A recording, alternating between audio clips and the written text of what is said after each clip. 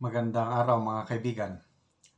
Pag-usapan natin ngayon ang mga pahayag ni Senate President Chis Escudero.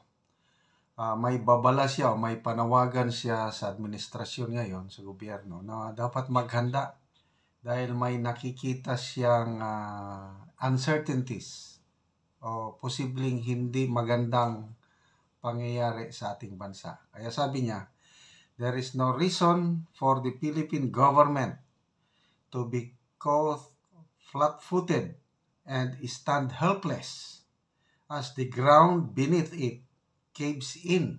Medyo mabigat ito, malalim. Hindi pwede na patulog-tulog lang sa pansita ng gobyerno na hindi naghahanda, baka mamaya biglang landslide o cave in. Biglang gumuho ang lupa, kawawa ang bayan. So, ano ba yung nakikita niyang uncertainty sa kinabukasan ng ating bansa? Okay, ito. Sa Manila Bulletin. By the way, salamat ulit kay Yodora. Walang sawang pagtulong ni Yodora. Palaging nagre-research. Pinapadalhan niya ako ng ganitong article. Sa Manila Bulletin. Escudero, Philippines should prepare for Trump presidency. Tungkol ulit ito sa pagkapanalo ni President-elect Donald Trump ng Amerika. Kasi sa gobyerno natin, ang sinasabi lang yung ating ambassador to the US, sabi niya, there's no problem. Kahit sinong manalo, matalo, kahit Trump, aliado pa rin tayo. Ganun lang sinasabi.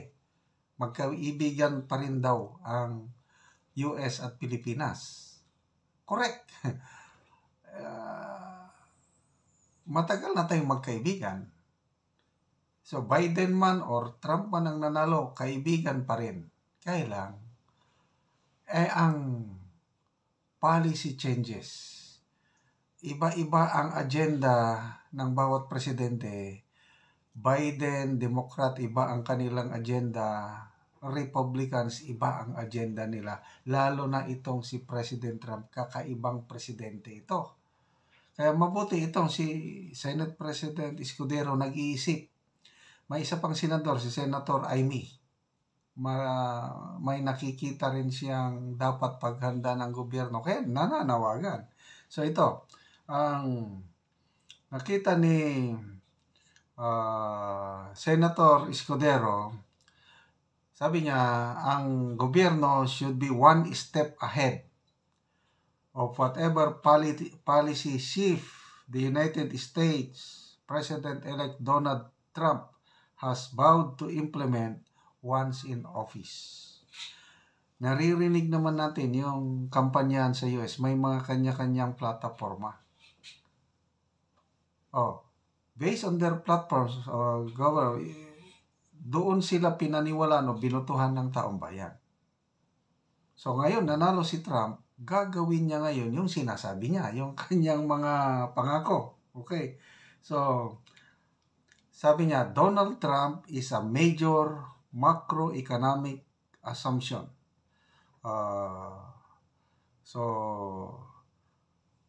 Ang mga delikado, ang mga pwedeng magbago, tatlong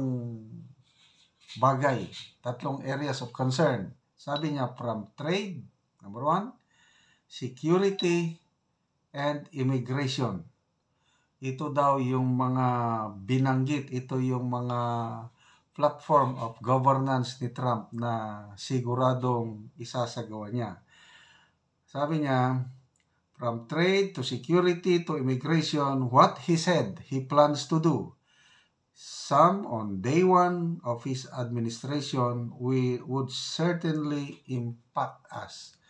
Maaapektuhan tayo pag katuparan na ni President-elect Donald Trump yung kanyang policy na ikinampa niya.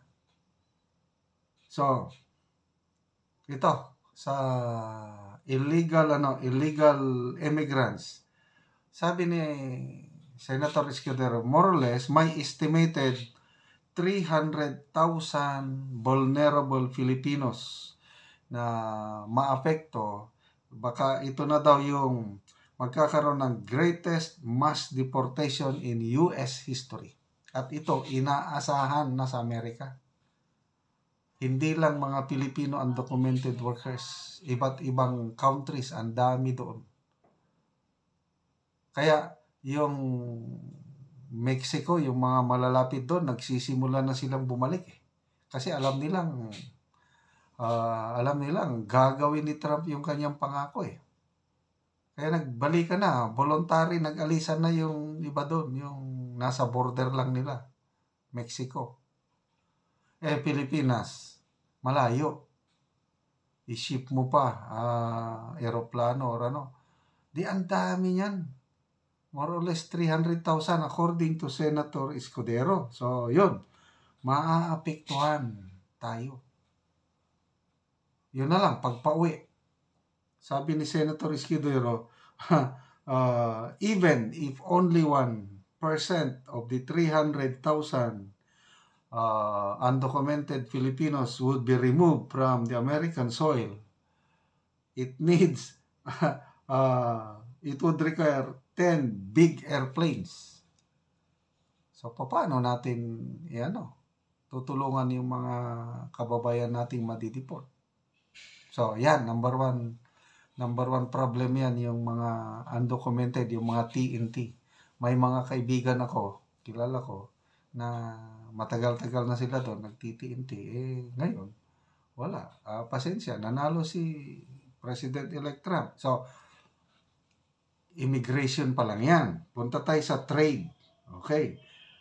Sabi ni Senator Escudero, how will his plan, yun si Trump how will his plan to erect high tariff walls affect our economy given the fact that almost $1 in every $7 of our export earnings come from our trade with the United States? Yan, tanong. Ito pala, nag-i-export tayo ng mga produkto natin sa US. Plano ng Trump administration magpapataw ng mataas na buwis. Ganon ang style Trump talaga. Nung first administration niya, yung China nakikipagkalakalan sa US. Nako, pinatawan ni President Trump nakatakot-takot na tariff o buwis yung mga Chinese products na ini-export sa US. O ganun din ang ginawa ng China. Nagpatong din ng tariff. So, basically talagang maapektuhan kung papatungan ng mataas na buwis yung ating mga export products sa US. So, mahirap nga. Okay, sabi niya, kung dahil sa kanya lalakas ang dolyar, dahil kay Trump kung dahil sa kanya lalakas ang dolyar, ano ang epekto nito sa atin kung ang dulot nito ay ang paghina ng piso?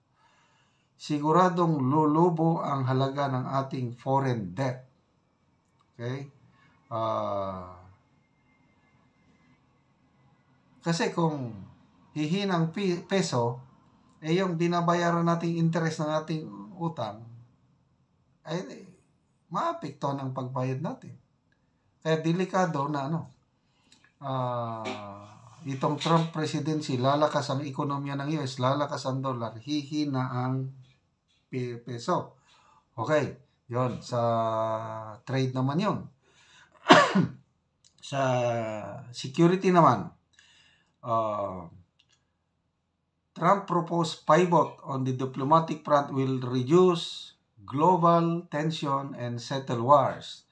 But these wins will impact our fiscal position. Ayaw ni Trump ng giyera. So, okay, that's good. Dahil magkakaroon ng kapayapaan. Sabi ni Senate President, the inconvenient truth is cheaper oil will reduce tax collection on oil, upon which government spending on social programs is pegged. Ngayon, malaki ang buwis na nakukuha ng gobyerno doon sa oil. Kung magkakaroon na ng kapayapaan, mahinto ng gyera, di bababa ang presyo ng langis. Bababa rin yung buwis na makolekta. So, maapektuhan ang social services kasi yung mga programa ng gobyerno, social services, nanggagaling sa buwis ng langis. So, maraming isa pa. Sabi ni Senate President, dapat Philippine government will revisit the country's military alliance with the US. I-review na yung Mutual Defense Treaty. Kasi ang tagal na noon, hindi pa nare-review. 1951 pa yan eh. So, sabi niya, on the security front, will a second Trump administration be hawkish or dovish against China? Dapat handa tayo kung sakaling may bagong posisyon ang Washington. So, hindi pa natin, babantayan natin ano ba ang dealing ng ng US at China when it comes to yung West Philippine Sea, South China Sea, Taiwan, mga ganon. Iba ang mag-isip si President Trump. Kaya talagang maraming pagbabago na mangyayari at tama itong panawagan ni Senator Escudero, pati si Senator Amy, halos ganito rin ang panawagan niya. Paghandaan natin para hindi tayo flat-footed, hindi tayo mabibigla.